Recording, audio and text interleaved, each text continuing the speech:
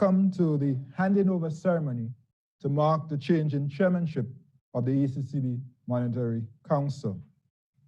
Dr. the Right Honorable Keith Mitchell, Prime Minister and Minister of Finance of Grenada and the outgoing chairman. Dr. the Honorable Timothy Harris, Prime Minister and Minister of St. Kitts and the incoming chairman. Other members of the Monetary Council, Mr. Trevor Brathwaite, Deputy Governor of the ECCB, Ms. Tracy Polias, Chief Director, board members and advisors, ECCB management and staff, members of the media, ladies and gentlemen, good morning.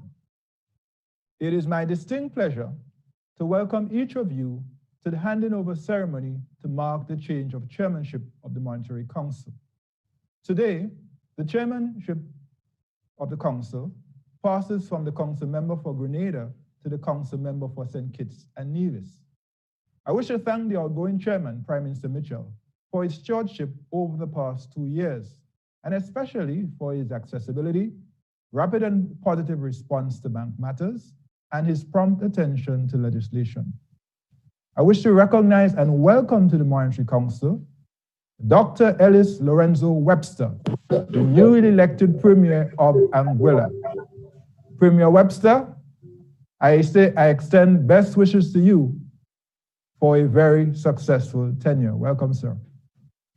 Article 7.2 of the agreement, ECCB agreement, states, and I quote, "The Council shall meet not less than twice each year to receive from the Governor the bank's report on the monetary and credit conditions, and to provide directive and guidelines on matters of monetary and credit policy to the bank, and for such other purposes as are prescribed under this agreement," end of quote.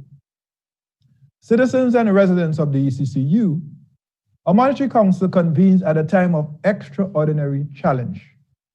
According to the Director General of the World Health Organization, and I quote, "There are no shortcuts out of this pandemic. We all hope for an effective vaccine, but we need to focus on using the tools we have now to suppress transmission and save lives. We need to reach a sustainable solution where we have adequate control of this virus without shutting down our lives entirely or lurching from lockdown to lockdown." He concludes, "There will be no return to the old normal for the foreseeable future," end of quote.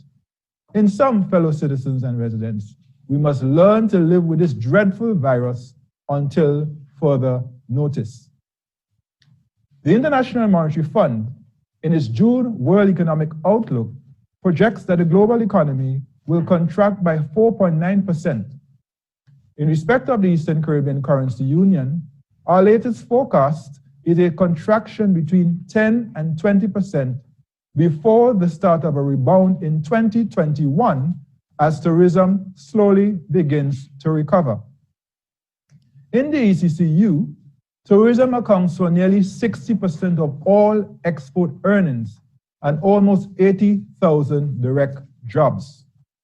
Since the loan deferral program was announced in late March, nearly 23,000 loans across the ECCU have benefited from a deferral of principal and/or interest payments. On July 6th, the ECCU celebrated 44 years of stability, with the EC dollar being pegged to the US dollar. This is a testament to the resilience of our monetary union. Today, I confirm that our EC dollar is strong. As of last Friday, the backing in foreign reserves was 98.6%. This pandemic has laid bare the vulnerabilities of our region with devastating impacts on our economies, jobs, government revenues, and our way of life. As we cogitate and craft an effective regional response, we will do well to reflect on some early lessons. These lessons include: 1, our healthcare systems need significant investment, especially at the primary level, to reduce the incidence of non-communicable diseases such as hypertension and diabetes, and also to reduce the fiscal burden of health care. 2, fiscal and financial buffers in government and business are essential for the inevitable rainy day. 3, connectivity and digital tools have been a lifeline and a bulwark of resilience for all spheres of our lives: payments, school, work, and worship, and hence ought to be accessible, affordable, and safe for all. 4, domestic food security is critical. 5, diversification of supply chains is necessary. 6, climate resilience must be resolutely pursued. Indeed, this pandemic is a wake-up call for what could happen if we do not rapidly address the climate crisis. 7, problems without passports, such as this pandemic, require global cooperation. And 8, regional solidarity and cooperation are essential for small states such as ours. Equipped with these lessons, our region must recognize that this moment is not merely a moment or a time of extraordinary challenge, but also extraordinary opportunity. To seize it, we need a growth mindset. Simply put, a growth mindset reframes problems as opportunities and meets the moment with clarity and a sense of urgency. I wish, therefore, to propose that we elaborate a program of action to position our region for recovery and resilience. Of necessity, this program of action will need a clear anchor for fiscal and debt sustainability, such as a debt-GDP ratio of 60%. I especially urge that we focus on the following key actions over the next 12 months. 1, enactment of modern insolvency and bankruptcy legislation to support the efficacious restructuring of businesses, thereby protecting jobs and preserving financial stability. 2, determination of the optimal regulatory framework for the financial system of the ECCU and the enactment of a financial stability law that facilitates effective macroprudential oversight of all systemically important financial institutions and provides liquidity support when needed. 3, fast-tracking of the Caribbean Digital Transformation Program in collaboration with the World Bank, with an early focus on enhancing broadband connectivity, unique digital identifiers, digital skills, and cyber security. 4, launch of the EC Digital Cash Pilot with an early expansion to all 8 member countries. 5, enactment of modern payment systems legislation. And 6, enactment of all outstanding legislation already approved by the Monetary Council, which includes the Credit Reporting Bill. In conclusion, this pandemic has been uniquely demanding for everyone, but especially our leaders. I hail our council members for the proactive action which you have taken to protect lives and now secure livelihoods. I applaud our frontline warriors, healthcare professionals, security forces, and all essential workers for their contributions to the effective containment of the virus. To our citizens and residents, I say, stay the course. Do not let your guard down now. Let us now go forth, armed with a growth mindset, energized by the full engagement of citizens and residents, and powered by a strong sense of regional solidarity expressed through collective action. And with the help of Almighty God, our currency union shall overcome this extraordinary challenge and emerge stronger and more resilient. I thank you.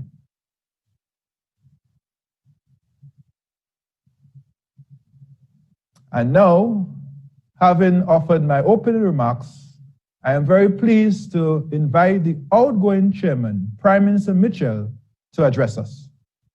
Prime Minister Mitchell, please. Thank you, Governor. Dr. the Honorable Timothy Harris, Prime Minister and Minister of Finance of St. Kitts and Nevis, and of course our incoming chairman of the Monetary Council, colleague members of the Monetary Council, board members and advisors, management and staff of the ECCB, members of the media, sisters and brothers, all of the Eastern Caribbean Currency Union. I take this opportunity to bring you greetings from the Spice Isle of Grenada, Carriacou, and Petit Martinique. I extend a special welcome to Premier Webster, the new council member for Anguilla. Welcome, my brother. Presiding over the Eastern Caribbean Central Bank, ECCB, Monetary Council, over the past 2 years has been an honor and one of enormous responsibilities. During the first half of 2020, when the whole world, colleagues, as you know, was rocked by the dreaded COVID-19 virus.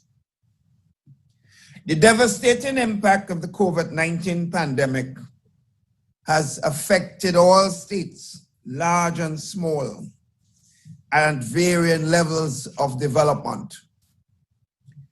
Here in the Eastern Caribbean Currency Union, ECCU, it has exposed our vulnerabilities as well as our strengths.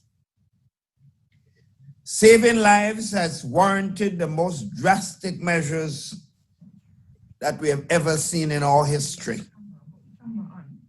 Our way of life has been disrupted to a serious extent. Moreover, the bread and butter of many citizens and residents of the ECCU, our vital tourism sector, has been virtually shut down. As of July 2020, the ECCU had recorded 205 confirmed cases, by numbers of me right, of COVID-19, 23 of which were managed in Grenada. 6 of our 8 member countries have recorded a zero mortality rate. For the ECCU, our survival rate, therefore, is 98%, a fact that is indeed commendable when we see what is taking place worldwide. Sisters and brothers, we cannot take such outcomes for granted. We must thank, of course, our proactive member governments and leadership, our frontline workers and healthcare professionals, our developmental partners, and all our citizens and residents, and most of all, of course, the Almighty God, for these outcomes I just mentioned. We must urge all of our citizens to continue to observe the protocols of physical distancing and wearing masks at all times. Mass gatherings should not be encouraged.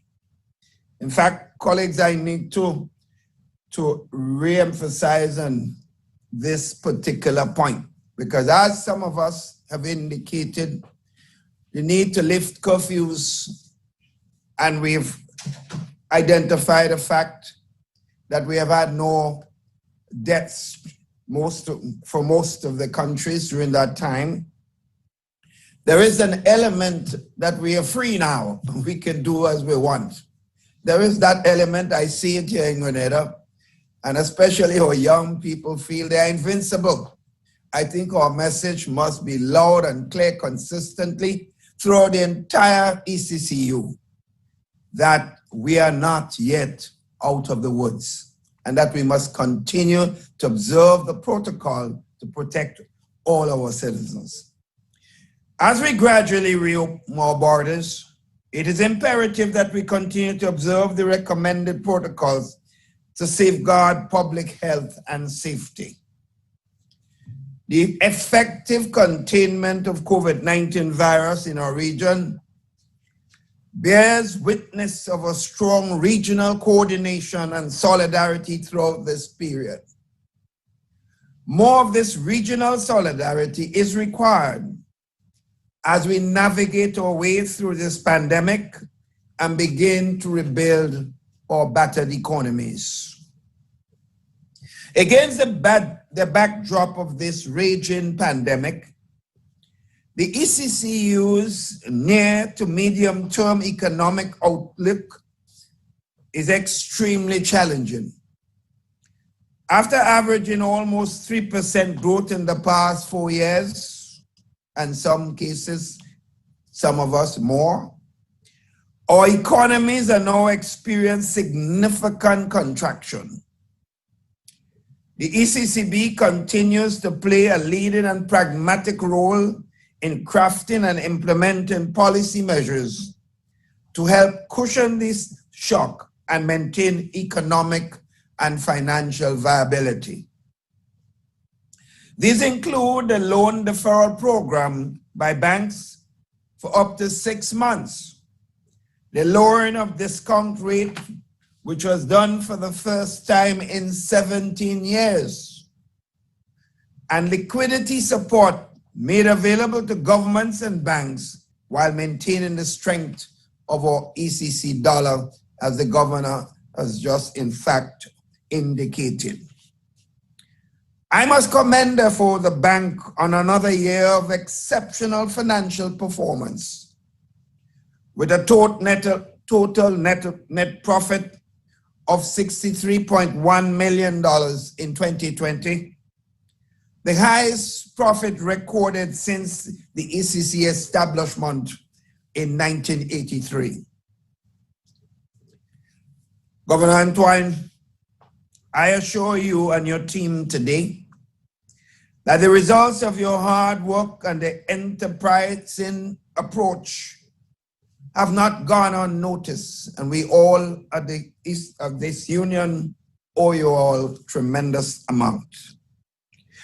The Monetary Council recognizes and fully supports several path-breaking initiatives undertaken by the ECCB. These include the digital currency pilot, the digital economy project, the public debt and management information web portal, the issuance of a new polymer notes, and the greening of the ECCB campus. Sisters and brothers all, 2 years ago, I laid out an agenda which I styled, and I quote, implementation for transformation, unquote. I shall now briefly report on the outcome of these agenda.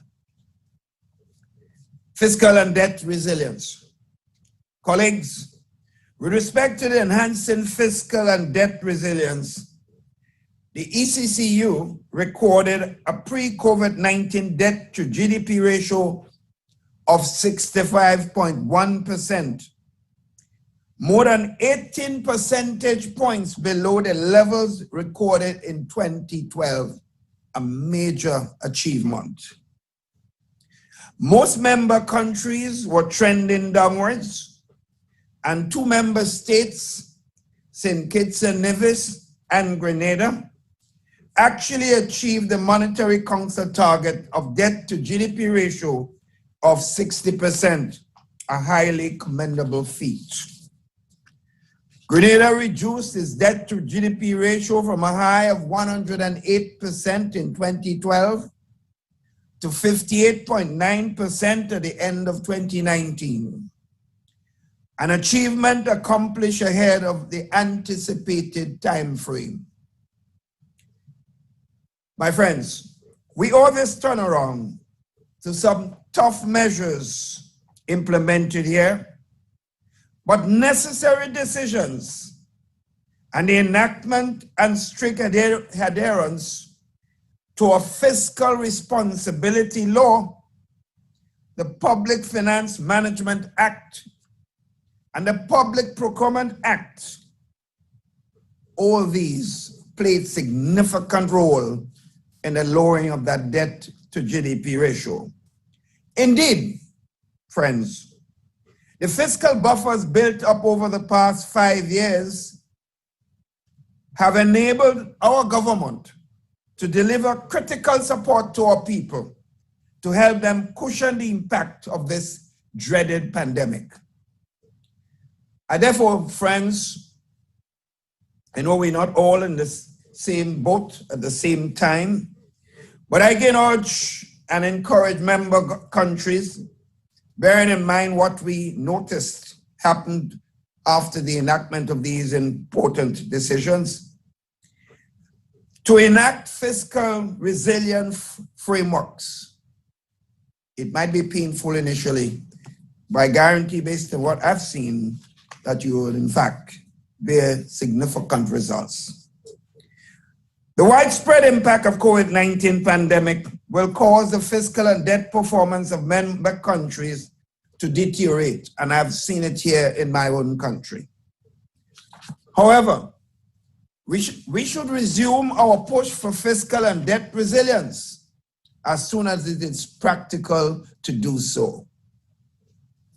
As we confront, friends, the current economic situation, a standstill on long-term debt obligations would be enormously helpful. I therefore call on the international community, as we have been doing consistently, led by the G20, to support a debt standstill, not just for the International Development Association, IDA, countries, but also tourism-dependent countries, which are in need of serious debt relief at this time, knowing the impact on the tourism sector. Credit Bureau. The creation of the Credit Bureau, I see it as an important development of a modern credit ecosystem. I can report on the progress on two fronts. On the legal front, 5 of our legislatures, including Grenada, have enacted the credit reporting bill, which is the enabling legislation for the establishment of the Credit Bureau. Secondly, an international credit bureau has been selected, and its application for a license to operate in the ECCU has been approved. Bank fees and charges. On this vexing issue, friends, of high bank fees and charges, the ECCB has been working assiduously on the digital EC Cash project. This project holds the promise of being the fastest, cheapest, and safest way to save money anywhere in the currency union, and it would significantly reduce the fees for payment services. The Eastern Caribbean Partial Credit Guarantee Corporation. The Eastern Caribbean Partial Credit Guarantee Corporation must be seen as an important vehicle established to improve access to credit for micro, small, and medium-sized enterprises.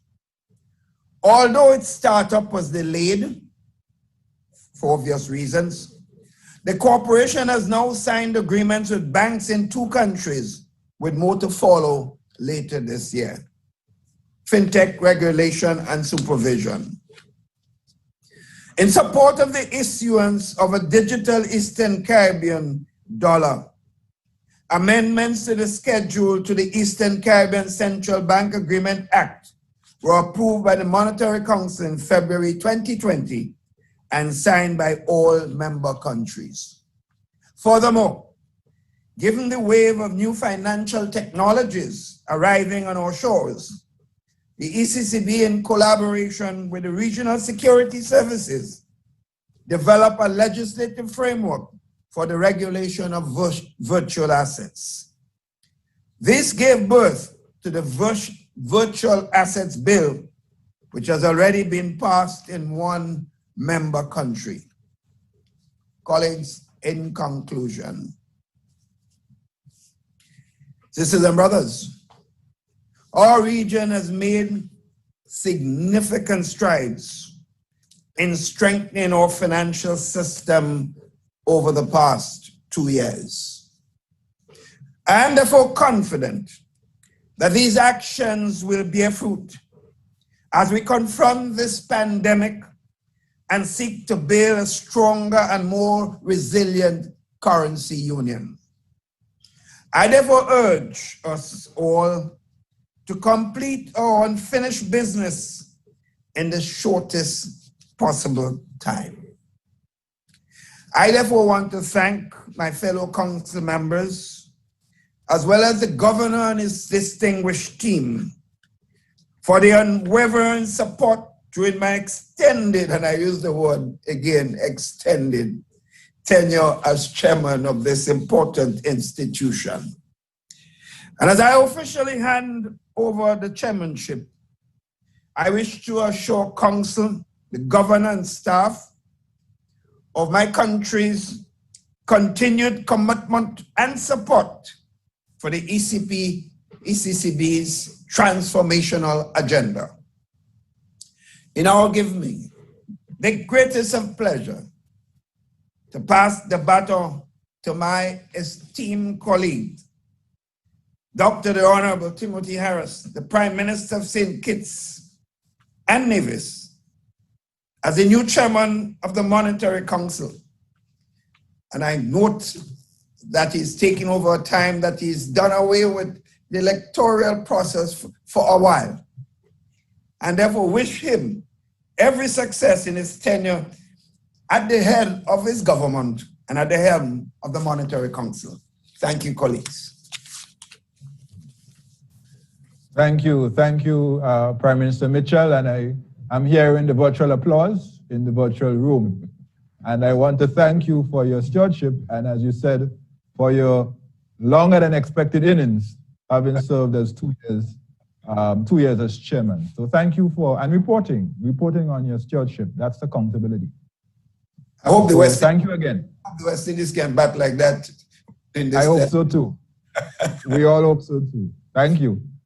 And with that, thank you, PM. And with that, I now have distinct pleasure in inviting our new chairman, our incoming chairman, Prime Minister Harris, to address us.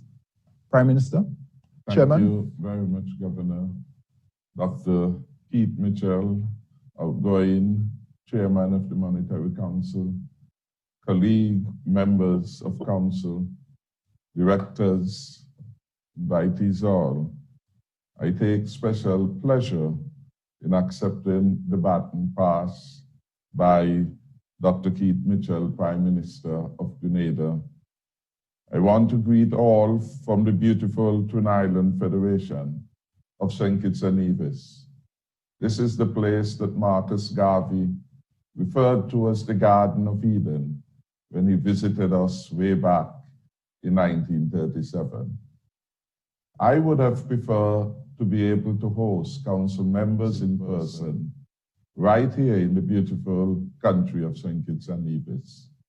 However, the exigencies of the times, in particular the existence of the dreaded COVID-19 pandemic, make it impossible to do so. Hence, we are in a virtual space, and I thank all of my colleagues for their virtual attendance. Before I continue, I want to join the outgoing chair in extending my own personal quota of warm welcome to Premier Webster, the new council member of Anguilla. I offer congratulations to my friend, and I want to wish you all the very best as you manage the affairs of Anguilla, which, as you are aware, it was formerly part of the Trinity of St. Kitts, Nevis, and Anguilla. Today, our small economies of the Eastern Caribbean Currency Union are grappling with the unprecedented social and economic disruption triggered by the COVID-19 pandemic. This exceptionally difficult time calls for renewed thinking and renewed commitment to the fundamental principles of regional cooperation and solidarity, the very principles on which the Eastern Caribbean Central Bank was built. And we have heard those remarks coming from the outgoing chairman. Notwithstanding these turbulent and unprecedented times, it is my privilege to accept the chairmanship of the Monetary Council.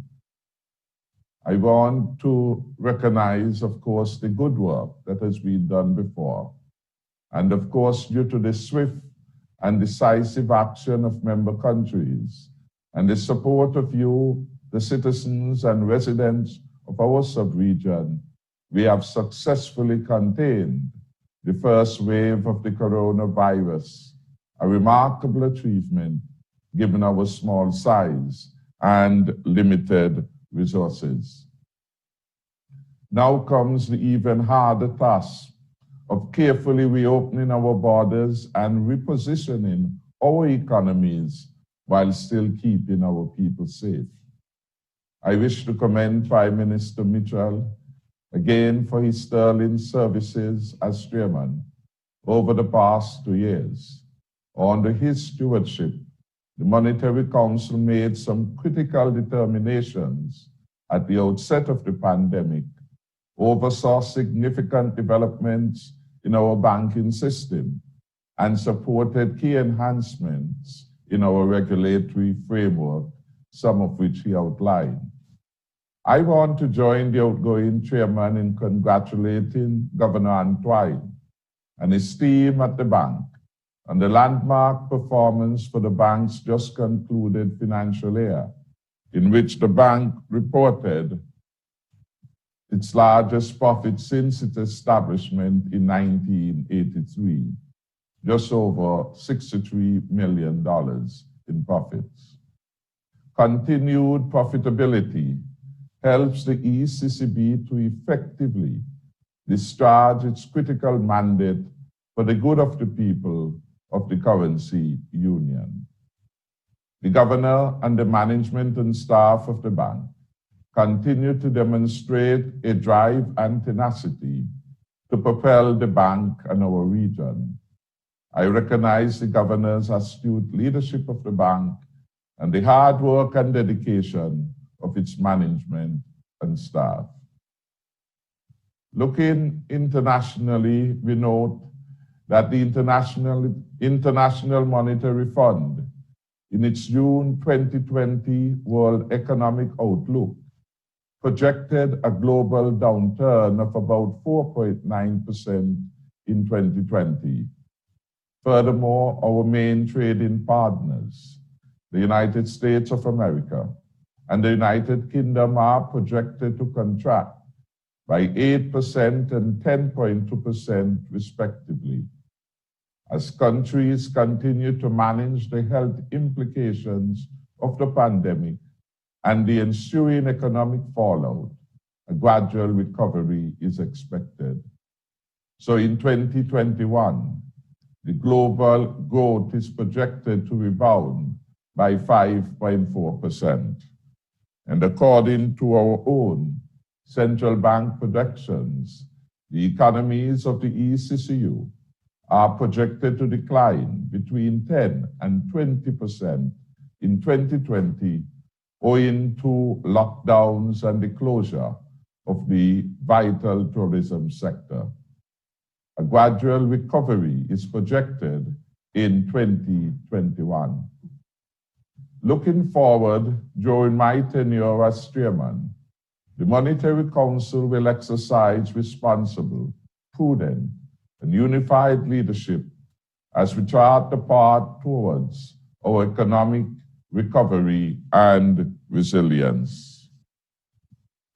With this objective in mind, I now wish to speak briefly on 3 main areas of focus for the coming year: monetary stability, financial stability, and growth and competitiveness. Ladies and gentlemen, the strength of our Eastern Caribbean dollar has long been hailed as the most cherished feature of the ECCU. Our exchange rate continues to serve as our anchor for macroeconomic stability and confidence in our region. With the reduced inflows of foreign currency to support our reserve, the Monetary Council and the ECCB will continue to be meticulous in the management of our foreign reserves to ensure that the ECC dollar remains strong. The EC dollar remains strong and continues to serve our people and economies by delivering low inflation, convertibility, and consumer and investor confidence. The EC dollar remains strong and far superior to the regulatory backing ratio. Financial stability for the rapid recovery of the region is critical. The loss of jobs as a consequence of the pandemic has adversely impacted the financial sector, and many of our citizens and residents, unfortunately, are now unemployed or are receiving reduced income, thereby making it challenging to meet their financial obligations. The ECCB will prudently support the banking sector's loan deferral programs to provide the requisite support for the affected customers without, of course, compromising financial stability. I want to record my appreciation to our commercial banks in St. Kitts and Nevis and elsewhere for extending the 6 months moratorium facility, creating a financial ease for their customers at this very difficult time. Furthermore, the Monetary Council will consider recommendations designed to ensure an optimal regulatory framework for the financial system in the ECCU. This will include a careful review and more efficacious division of responsibilities among the ECCB, the Eastern Caribbean Securities Regulatory Commission, and the national financial regulators. The aim is to protect customers and consumers while enhancing financial stability and essential for sustained growth and prosperity. The Monetary Council will continue to address threats such as the loss of correspondent banking relationships, money laundering, and terrorist financing. Additionally, the bank will forge ahead with the establishment of a credit bureau and a deposit insurance system for the ECCU. These initiatives will create more opportunities for business startups and expansion while strengthening the resilience of the financial sector. St. Kitts and Nevis is one of the 5 member governments which have already passed the credit reporting bill and has also issued the credit reporting regulations for the establishment of the Credit Bureau. I want to urge colleague heads who have not yet done so to prioritize these bills on their legislative agenda. Work is well on the way on a deposit insurance system. Such a system will not only provide more protection for depositors, but it will support fiscal and debt sustainability, as it would in time reduce the fiscal burden on potential bank resolutions. Turning now to growth and competitiveness. The present pandemic has uncovered many inefficiencies and presented many opportunities. Over the next 12 months, the Monetary Council will redouble its efforts to support the digital transformation of our region. In this vein, I look forward to the launch of the ECCB's digital EC Cash pilot. The Monetary Council will consider a modern payment system and service legislation as we press forward with the modernization of our payment system. We look forward to fast-track implementation of the Caribbean Digital Transformation Program funded by the World Bank. the program aims to construct an inclusive digital economy through increased broadband connectivity, access to public services, access to digital financial services, and digital skills by businesses and individuals. In January of this year, St. Kitts and Nevis passed the Virtual Assets Bill as part of our national digital transformation strategy. In conclusion, my colleagues, fellow citizens and residents, as we chart our way forward amidst these unprecedented challenges and we model our economies for resilience and shared prosperity, let us proceed with a strong and renewed sense of regional solidarity. I commit to working closely with my fellow council members, the governor, the board of directors, the management and staff of the ECCB, and you, the citizens and residents of our currency union. I believe together in unity, we will lead our region to a safer, stronger, and more secure future. Thank you. Thank you, Chairman. And I hear the applause in our virtual room and across our currency union.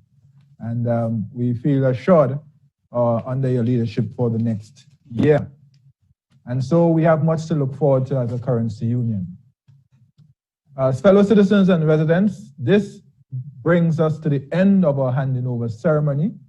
As you know, we've kept it short because the council is actually going to meet right after this ceremony to begin its work, or to continue its work under, of course, our new chairman. And so all that's left for me to do is to thank all of you who have joined us today, wherever you are in our currency union and beyond. I also, of course, wish to thank all my colleagues at the Central Bank who are working behind the scenes to ensure we can deliver to you through this digital platform a good experience of our handover, and I hope you did. For those of you who are interested, we will have a media conference at 1:30 this afternoon, at which time the chairman and myself will return to update you on the progress and the outcomes of our meeting today, and of course to take any questions. And so until then, thank you, God bless you all, and we covet your prayers. So those of you who are praying for us, please continue to do that. Let's stick together and we'll get through this together. Thank you very much, everyone. God bless you all. God bless you.